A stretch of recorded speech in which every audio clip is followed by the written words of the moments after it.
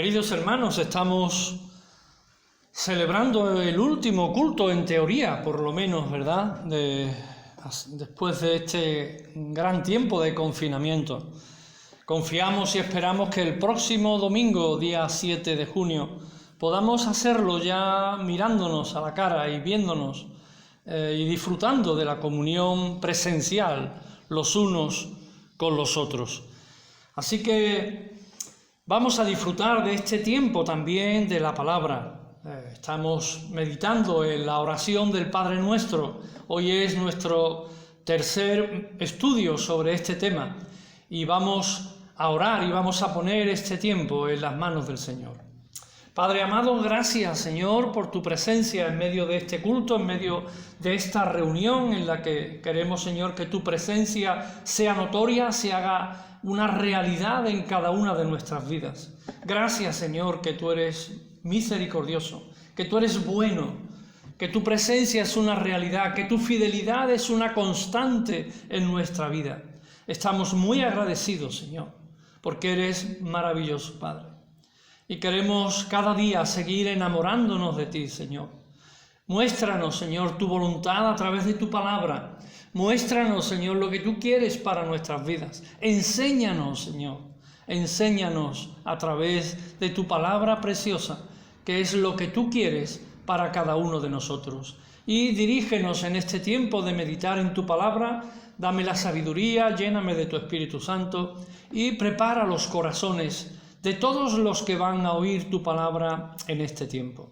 Gracias te damos, Señor, al único, al glorioso, al eterno, al que es, al que era y al que ha de venir. Bendito sea tu nombre, a ti sea la gloria, en el nombre de Jesús. Amén, Señor. Amén, Padre. En el texto que estamos meditando, estamos en el capítulo 6 de Mateo. Y cuando Jesús, a partir del verso 9, le dice a sus discípulos, vosotros pues oraréis de esta manera. Hay muchas formas de orar, pero vosotros lo vais a hacer de esta manera, que es la correcta. Diciendo, Padre nuestro que estás en los cielos, santificado sea tu nombre. Venga tu reino, hágase tu voluntad, como en el cielo, así también en la tierra. Hasta ahí vamos a leer en este día. Alguien ha dicho que hay dos clases de personas. Las que dicen, hágase tu voluntad, y aquellas a quienes Dios tiene que decirles, sálganse con la suya. ¿A cuál de estos grupos perteneces tú? Cuando Jesús dijo, hágase tu voluntad, sabía muy bien que Dios siempre sabe lo que hace. Él sabe siempre lo que hace y lo que tiene que hacer en cada una de nuestras vidas y en el mundo en general. Permitidme una historia que ilustre un poco este tema. Hace tiempo, en un reino distante, un monarca no creía en esto que Jesús había declarado. Tenía él, sin embargo, un súbdito que siempre le recordaba acerca de esta verdad y de la bondad de Dios. En todas las situaciones decía este súbdito, Rey mío, no se desanime, porque todo lo que Dios hace es perfecto. Él nunca se equivoca. Un día, el rey salió a cazar junto con este súbdito y una fiera de la jungla le atacó. El súbdito consiguió matar al animal, pero no evitó que su majestad perdiese el dedo meñique de la mano derecha. El rey, furioso por lo que había ocurrido y sin mostrar ningún tipo de agradecimiento por los esfuerzos que su siervo había hecho por salvarle la vida, le preguntó a este, ¿y ahora qué me dices? ¿Dios es bueno? Si Dios fuese bueno, yo no hubiera sido atacado y no hubiera perdido mi dedo. El siervo respondió, Rey mío, a pesar de todas esas cosas, solamente puedo decirle que Dios es bueno y que quizás eso de perder un dedo sea para su bien. Todo lo que Dios hace es perfecto. Él nunca se equivoca. El rey, indignadísimo con la respuesta de este hombre, mandó que fuese metido en la celda más oscura, más escondida y más fétida del calabozo. Después de algún tiempo, el rey salió nuevamente a cazar y fue atacado esta vez por una tribu de indios que vivían en la selva. Estos indios eran temidos por todos, pues se sabía que hacían sacrificios humanos para sus dioses. Inmediatamente después que capturaron al rey, comenzaron a preparar, llenos de júbilo, llenos de alegría, el ritual para el sacrificio. Cuando ya tenían todo listo y el rey estaba ya preparado delante del altar, el sacerdote indígena, al examinar a la víctima, observó muy enfadado que este hombre no podía ser sacrificado, pues estaba defectuoso. Le falta un dedo. Luego el rey fue liberado y al volver a palacio, muy contento y muy aliviado, liberó a su súbdito y pidió que fuera a su presencia. Al ver a su siervo, le abrazó muy afectuosamente y le dijo: querido siervo, Dios fue realmente bueno conmigo. ¿Te enteraste, verdad, de lo que me pasó? Que escapé justamente porque no tenía uno de mis dedos. Pero ahora, dice el rey, pero ahora tengo una gran duda en mi corazón. Si Dios es tan bueno, ¿por qué permitió que tú estuvieras preso todo este tiempo? El siervo sonrió y dijo: Rey mío, si yo hubiera estado junto a usted en esa cacería, seguramente habría sido sacrificado en su lugar, ya que a mí no me falta ningún dedo. Por tanto, acuérdese siempre, todo lo que Dios hace es perfecto. Él nunca se equivoca. Qué buena ilustración, ¿verdad? Dios nunca se equivoca. La tercera petición de esta oración modelo del Padre Nuestro que Jesús nos presenta, nos revela el por qué Dios nunca se equivoca. Nada es más importante para un creyente, para una persona que ama a Dios, que hacer su voluntad. Por lo menos nada debe de ser más importante para nuestra vida como creyentes que hacer la voluntad de Dios. ¿De qué se trata? Concretamente, este dicho, esta oración, hágase tu voluntad, es el imperativo más grande, hermanos. Hacer la voluntad del Padre. ¿Qué significa realmente esto? Cuando Jesús nos presentó la tercera petición del Padre Nuestro, nos reveló uno de los asuntos más serios del carácter de Dios, su voluntad, la voluntad de Dios. Este imperativo implica que lo que Dios es y hace debe de ser obedecido. Por supuesto que la pregunta en cuestión ningún ser humano podrá responderla, porque nadie puede conocer sus designios. Pese a esto, se puede entender la voluntad de Dios como revelada en distintos escenarios. Alguien la presentó de esta manera. Podemos hablar de la voluntad de Dios decretada, de la voluntad de Dios soberana, permisiva, universal, histórica, nacional, grupal, individual y todas las demás variantes. Por ello, aceptamos que su estudio, el estudio de Hágase tu voluntad, contempla muchas y variadas perspectivas. Entendemos que la voluntad de Dios es predestinada, pero a la vez tiene presente la libertad moral de las personas. Es perfecta, pero incluye la imperfección de nuestro pecado. Es incondicional, pero también establece condiciones. Es inmutable, pero no pasa por alto las diversas decisiones del ser humano. Una cosa es definitiva en relación a la voluntad de Dios, que Él es el creador y Él es el director de la obra, y al final Como dice el apóstol Pablo en Efesios 1:11, haced, le dice él a la iglesia, a los creyentes, haced todas las cosas según el designio de su voluntad. Ese es el mandato del Señor. Primero en la oración del Padre Nuestro, pero también en la exhortación del apóstol Pablo a esta bonita iglesia de Éfeso. Haced todas las cosas según el designio de su voluntad. ¿Qué significó la voluntad de Dios para su Hijo Jesucristo? Hacer la voluntad del Padre fue para él su mayor deleite. No hubo nada en el Hijo que no fuera llenado por la voluntad del Padre. Sus propias palabras así lo confirman. Cuando él dice, no puedo yo hacer nada por mí mismo, porque no busco mi voluntad, sino la voluntad del que me envió, la del Padre, dice en Juan 5:30. Jesús nunca dudó en querer hacer la voluntad de aquel que le envió. Su más grande testimonio queda corroborado con estas palabras: porque yo hago siempre lo que le agrada al Padre. Juan 8:29. Y en la oración de su agonía, en el Getsemaní, acoge totalmente esta voluntad.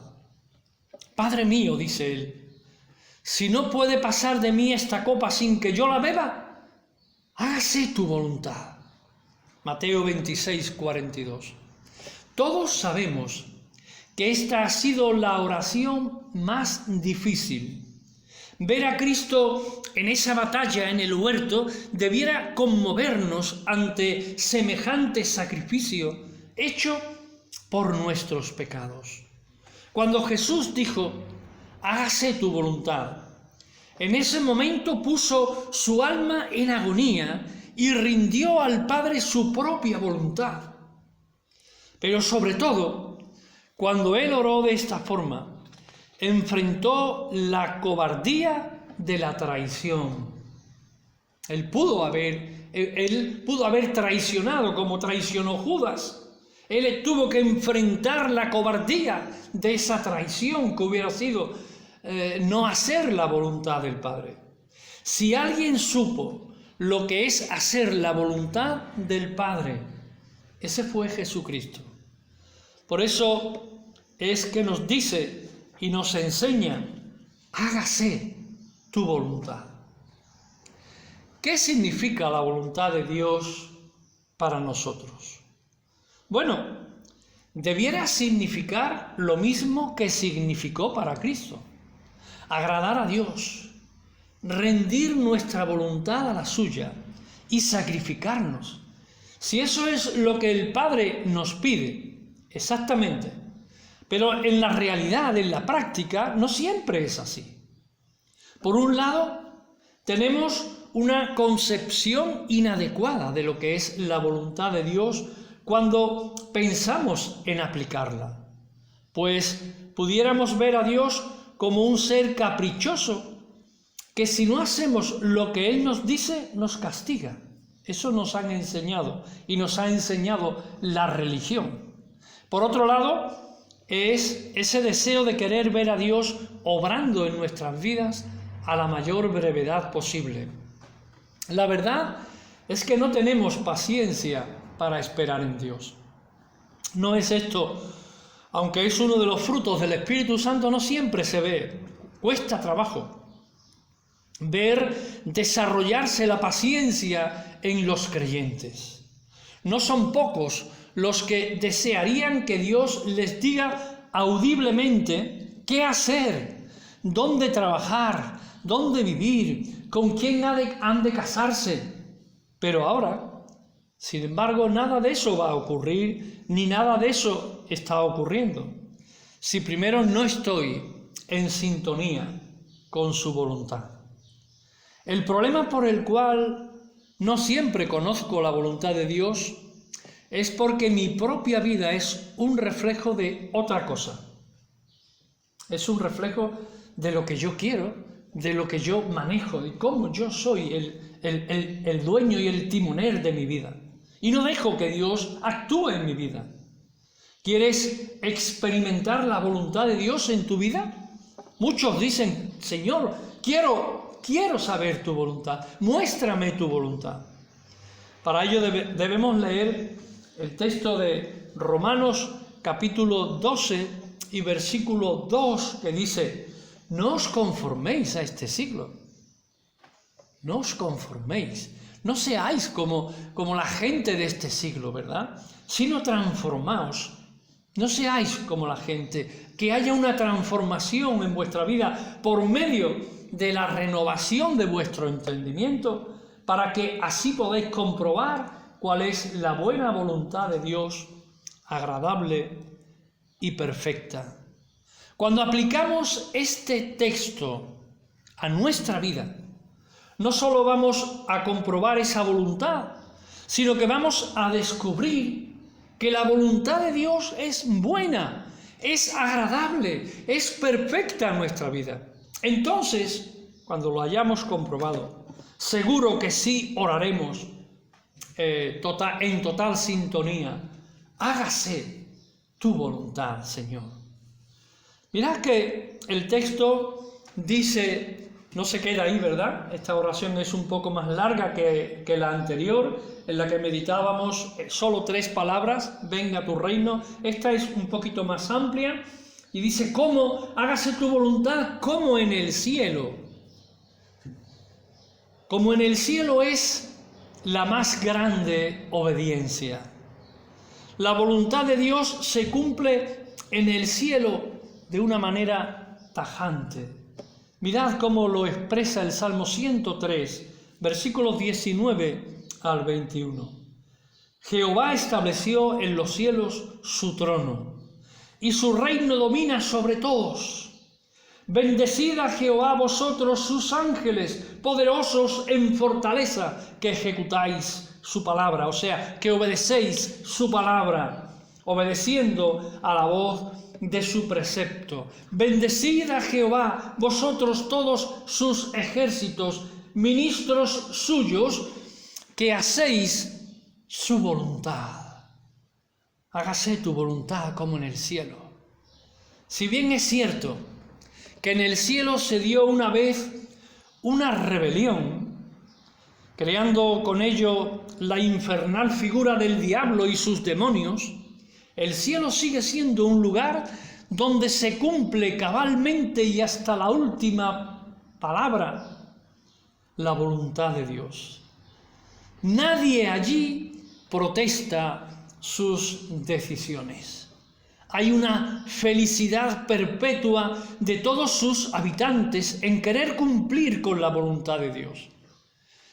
Considera que mientras más rango poseen los ángeles, más sumisos se hacen a la voluntad de Dios. Contra más rango tienen, más se humillan a la voluntad de Dios. El salmista nos da un vistazo de esa obediencia celestial cuando describe la forma en que los ángeles, siendo aún poderosos en fortaleza, ejecutan la palabra de Dios. Hay una abnegada obediencia de todas esas criaturas a su Creador.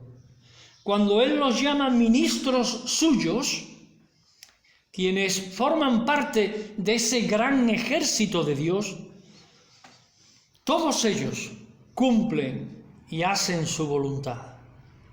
Bien pudiera uno imaginarse cuán listos estarán los ángeles para hacer la voluntad de Dios y el agrado de sus corazones cuando están ejecutando esa voluntad de Dios, aún aquellas misiones que incluyeron la muerte de los hombres, como lo ocurrió en 2 de Samuel, capítulo 24 y 16, en la que David había hecho un censo al pueblo, había censado al pueblo, Dios no lo había mandado, desobedeció a Dios, Dios se enfadó y dijo que iba a castigarle.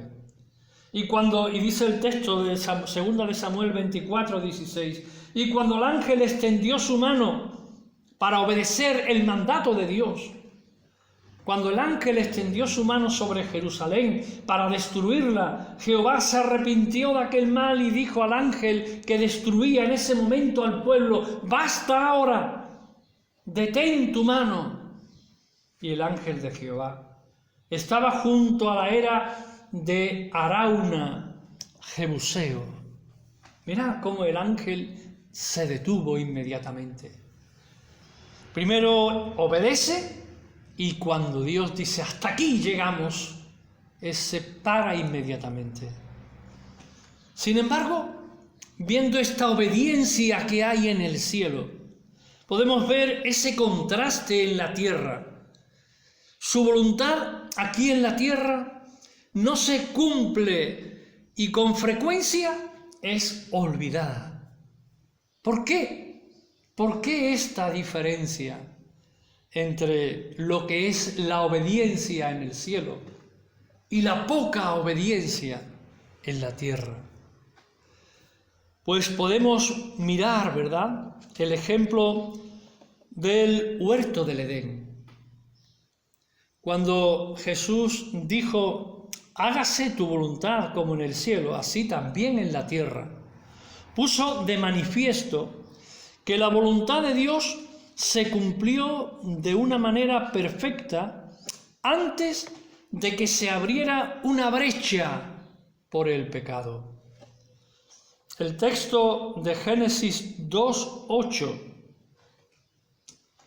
«Y Jehová Dios plantó un huerto en Edén al oriente, y puso allí al hombre que había formado», dice el texto. Nos dice que el hombre fue puesto en el paraíso de Dios, donde hasta ese momento la obediencia era perfecta. Así que hubo un tiempo cuando la criatura y el Creador vivían en una perfecta armonía, donde el hombre hacía siempre la voluntad de Dios y donde todos sus designios eran completamente buenos. Era el tiempo cuando no había ninguna línea divisoria entre el cielo y la tierra, pues la voz de Dios se paseaba por el huerto con toda libertad en el Edén. Fue el tiempo cuando la más genuina pureza reinaba sobre la tierra y cuando la felicidad era la nota distintiva de ese paraíso. Pero la petición, como en el cielo, significa que en el tiempo llegará cuando todo volverá a ser otra vez restaurado. El asunto es que Dios no ha dejado de ser rey arriba y abajo, y su voluntad, que fue cumplida al principio, se cumplirá en el futuro. El momento está por llegar cuando el hombre solo querrá vivir para agradar a Dios, pues hacer su voluntad, la voluntad de Dios, da gozo, hermanos, da alegría. ¿No sientes gozo en tu corazón cuando sabes que has hecho algo que a Dios le agrada? Da gozo hacer la voluntad de Dios. ¿Cómo se hace la voluntad de Dios en el cielo? Mirad el Salmo 73, versículo 25, dice: «¿A quién tengo yo en los cielos sino a ti? Y fuera de ti nada deseo en la tierra». El salmista hizo la gran pregunta que sirve como guía al momento de reconocer el dominio de Dios, su morada y sus designios. Ojalá, hermanos, que la misma certeza que él tuvo sea la que abunde en nuestros corazones cuando se nos plantee el reto de hacer la voluntad de Dios. El salmista sabía que en el cielo había muchas cosas bonitas y buenas, pero lo más importante era saber que allí estaba Dios. Y esa presencia era la que más se deseaba en la tierra. ¿Qué es lo que más deseas tú en la tierra? Pero, ¿cómo se cumple la voluntad de Dios en el cielo? En el cielo se hace la voluntad de Dios de una manera invariable. Nada lo hace cambiar. ¿Cuán distinto es hacer la voluntad de Dios en la tierra? Considera por un momento tu propia vida. Mira tu mundo cambiante. Un día tomas la decisión de vivir solo para el Señor, de consagrarle tus dones, tus talentos, tu tiempo, tu dinero. Pero el siguiente domingo ya todo pasó, ya te olvidaste. Seguramente requiere de otro sermón para volver a tomar otra decisión de semejante calado. Veamos, por otro lado, que en el cielo se hace la voluntad de Dios de una manera instantánea y siempre. No hay reuniones de comisiones, ¿verdad? O largas discusiones para ver si se cumple o no la voluntad de Dios. A veces las iglesias toman su tiempo para obedecer a Dios y hay reuniones y comisiones y para obedecer la palabra de Dios. Allí en el cielo nadie se queja por hacer la voluntad de Dios. Se hace y punto. Se hace y punto. Mirad la última parte de la oración, de esta oración. Como en el cielo, así también en la tierra. Este es nuestro más grande desafío, hermanos. La voluntad de Dios revelada. Hay muchas cosas que Dios no nos ha querido revelar, pues solo le pertenece a Él como ser infinito y eterno, como soberano de la creación. Sin embargo, hay cosas que sí que ha revelado, que nos pertenecen y así han sido manifestadas por la palabra y son manifiestas por la palabra divina. Por ejemplo, Deuteronomio, versículo 29 y verso 29, dice: las cosas secretas pertenecen a Jehová nuestro Dios, mas las reveladas son para nosotros y para nuestros hijos para siempre, para que cumplamos o para que obedezcamos todas las palabras de esta ley. De este Deuteronomio 29 nos ha indicado que hay una voluntad de Dios revelada que debe de ser obedecida. Esta es la voluntad de la cual Jesús ha pedido que se haga en la tierra, como ya se hace en el cielo.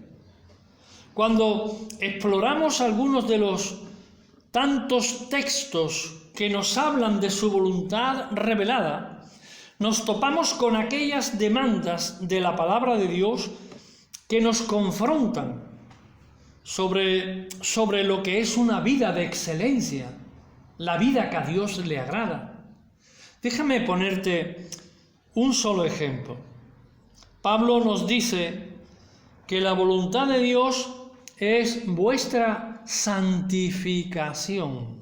Primera de Tesalonicenses 4:3. Ahí tenemos lo que Dios dice de su voluntad, un aspecto de su voluntad. La voluntad de Dios para nosotros es nuestra santificación. Esto habla de santidad. ¿Por qué nos exige una vida de santidad aquí en la tierra? Y la respuesta la tenemos también en la palabra de Dios. Porque sin santidad nadie verá al Señor. Sabido es que ni el pecado ni la sangre heredarán el reino de Dios. Por lo tanto, esta exigencia es lógica por la clase de vida que nos espera. Hermano, ¿qué clase de vida crees que te espera en el cielo? ¿Donde vamos a disfrutar de todos los placeres como aquí? ¿Los placeres mundanos? ¿Los placeres pecaminosos de la carne? La santidad no es una opción. aunque algunos así lo ven. La santidad no es una opción, hermanos, para la vida del creyente. Es obediencia. Primera de Pedro 1, 15 y 16 dice: sino como aquel que os llamó es santo, sed también vosotros santos en toda vuestra manera de vivir, porque escrito está: sed santos, porque yo soy santo. Y esto es, en efecto, un desafío mayor para nuestra vida. La santidad es lo que Dios espera de nosotros, porque Él es un Dios santo. Y en el cielo vamos a vivir en santidad. Tenemos que aprender a vivir en santidad en la tierra, aunque a veces pequemos, porque somos humanos. Y la palabra de Dios lo dice también, que si pecamos, abogado tenemos a Jesucristo, el cual su sangre aboga en defensa nuestra. Pero nosotros debemos buscar esa santidad dinámica en nuestra vida. He explicado otras veces lo que es la santidad estática, por la cual Dios nos ve santos, porque la sangre de Cristo nos cubre, nos limpia, y Dios nos ve santo cuando esa sangre se aplica a nuestra vida. Pero después está lo que es la santidad dinámica que debemos buscar cada día. Esa es la voluntad de Dios, o es parte de la voluntad de Dios para tu vida. La voluntad de Dios aplicada la tenemos también en Juan 7:17. El que quiera hacer la voluntad de Dios conocerá si la doctrina es de Dios o si yo hablo por mi propia cuenta. En la tercera petición del Padre Nuestro, Jesús nos ayuda a ubicar toda nuestra vida, hermanos, subrayarlos, ubicar toda nuestra vida en el centro del propósito de Dios. Si somos honestos, el asunto de conocer y hacer la voluntad de Dios es la más grande batalla a la que nos vamos a enfrentar cada día de nuestra vida.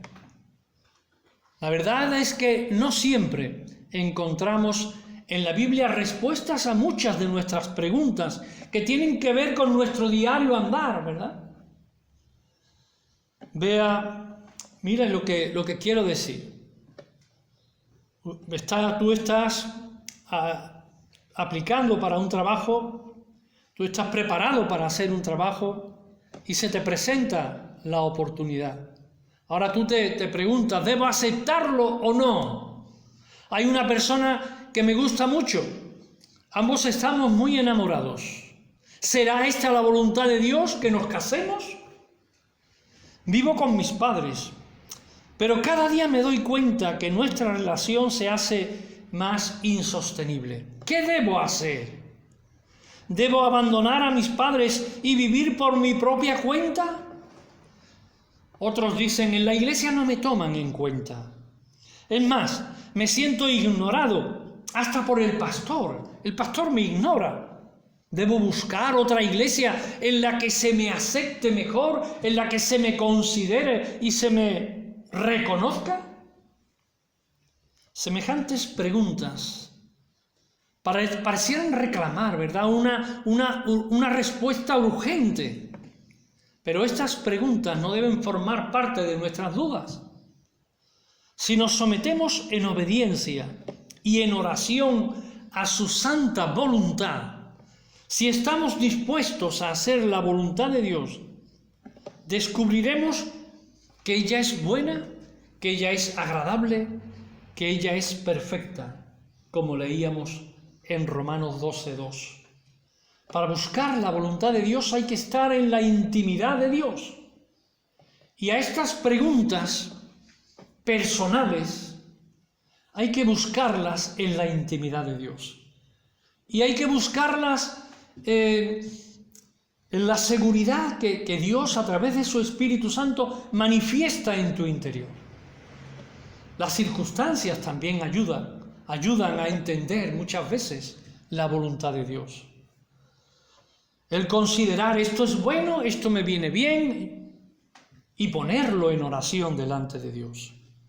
Porque evidentemente Dios nos manifiesta su voluntad de una manera personal para cada circunstancia de tu vida. Tú tienes que buscarla en esa intimidad con Dios. Permitidme concluir. La verdad de lo que Jesús nos plantea en esta petición del Padre Nuestro y en el imperativo para hoy es que si no hacemos la voluntad de Dios, hacemos la nuestra. Hermanos, si no haces la voluntad de Dios, estás haciendo la tuya, sin más. Esta es una decisión cotidiana, o sea, diaria, momento a momento. Son muchas las decisiones que tomamos a diario. Nos cuesta entender la voluntad de Dios, pero más nos cuesta obedecerla. Pero, ¿por qué nos cuesta tanto hacer la voluntad de Dios? Porque no siempre vivimos en comunión con Él. ¿Te diste cuenta que Jesús no tuvo problema en hacer la voluntad de Dios? Él no tuvo ningún problema en hacer la voluntad de Dios, en buscar la voluntad de Dios. Y para eso dedicó mucho tiempo a la oración. Mucho tiempo, hermanos, a la oración. Noches enteras a la oración. Mientras sus discípulos dormían, Él velaba en oración. Es cierto que cuando le tocó enfrentar la cruz, luchó y oró de una manera agónica por lo que implicaba enfrentar la ira del Padre. Pero aún estando en esa situación, dijo: no sea hecha mi voluntad, sino la tuya. Este es el reto de cada uno de nosotros, sus seguidores. Nacimos a un nuevo nacimiento por la fe en Cristo Jesús como hijos de Dios para hacer su voluntad. No te olvides, lo cual es sinónimo de gozo, de paz y de alegría. Pero hacer nuestra voluntad, mira lo que digo, y subraya, y con esto termino. Hacer nuestra voluntad es sinónimo de fracaso. Así que, ¿qué escogeremos hacer? Yo os sugiero que digamos como el salmista en el Salmo 40 y versículo 8. El hacer tu voluntad, Dios mío, me ha agradado. ¿Puedes decir eso en este día? ¿Puedes decir, hacer tu voluntad, Señor, me ha agradado, me ha llenado? Tengo gozo, tengo paz en mi corazón. Si buscamos la voluntad de Dios, lo tendremos. Así que honremos al Señor, haciendo su voluntad cada día de nuestra vida. Cuando nos levantamos, Señor, hágase tu voluntad hoy en mi vida. Cada día, hermano, hágase la voluntad de Dios en nuestras vidas. Gracias, Padre. Hacer tu voluntad nos agrada. Le agrada a tu iglesia, Padre. Te adoramos, nos rendimos y nos postramos ante tu magnificencia, ante tu gloria, porque tú eres el único Dios al que queremos adorar y al que queremos obedecer. Como en el cielo se hace, hágase en la tierra, hágase en cada una de nuestras vidas. Amén.